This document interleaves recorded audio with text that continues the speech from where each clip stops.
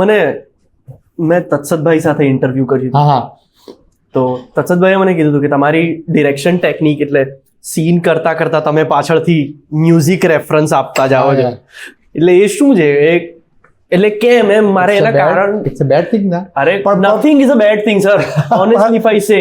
પણ બને છે ને બને બહુ જ ટેલિવિઝનમાં સાયલેન્ટ શોટ હોય ને તો હું કરતો હતો વર્ષો.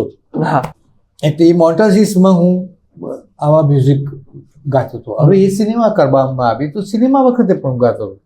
સિનેમામાં મારી પહેલી ફિલ્મમાં જ રૂમા માણેકને બધા હતા. દેશરે જોયા દાદાની પરદેશ, દેશરે એની ટીમ હતી. એટલે એના હીરો હિરોઈન હિતેન અને Mona. Hiten is my good friend. તો એમાં હિતેન જાણતો હતો કે આ ગાય છે. એમાં રોમાએ એકદમ રૂમા એક તો પંજાબી છોકરી અને ગુજરાતી ફિલ્મો કરે અને એને ખાસી દેશો જોયા એની પરદેશ, દેશો જોયા દાદા પરદેશ જોયા અને આહા બહુ મોટી સક્સેસફુલ હિરોઈન કહેવાય. અને એ ગાવાનું શરૂ કર્યું ને મેં કટ કટ કટ કટ ક્યાં હે ક્યાં હે કોણ હે ક્યું ભાઈ ચાલુ ગાતે હો કોણ ગાતા હે આ છે તે. એટલે મારી આખી ટીમ આમ કરીને આમ બેસી ગઈ. એમ જવાબ તો દો.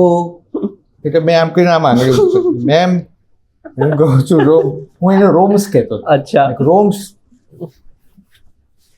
संदीप भाई आप गा रहे हो? हमने कहा हाँ.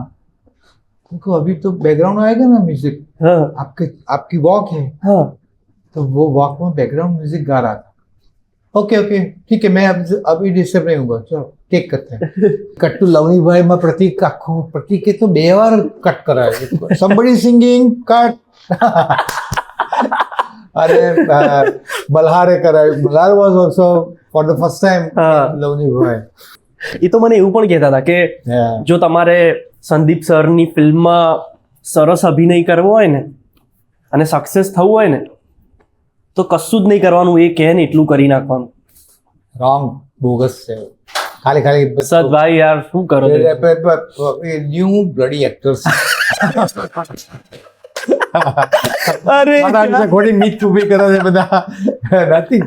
I used to act because they will get exact સૂર, શબ્દોનો, ડાયલોગ્સનો, મૂડનો એ સૂર મળે. Correct. That is the only thing. A purpose હોય કે પ્રતિક ગાંધી હું કરું એ પ્રતિક ગાંધી કરે એવું કરે મારા જેવું કરે ના. પણ I have to give them the mood and the સૂર ઓફ ધ ડાયલોગ્સ.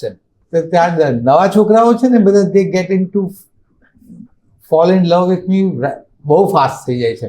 એવું ના થવું જોઈએ. સમજ્યા? હવે તો કેટલાય સંદીપ પટેલ લાઈન જશે.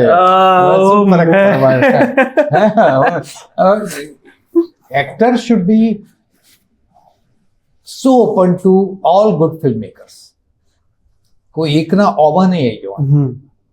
ગુડ ફિલ્મ મેકર્સ બધા સાથે એમને એક્સપ્લોર કરવું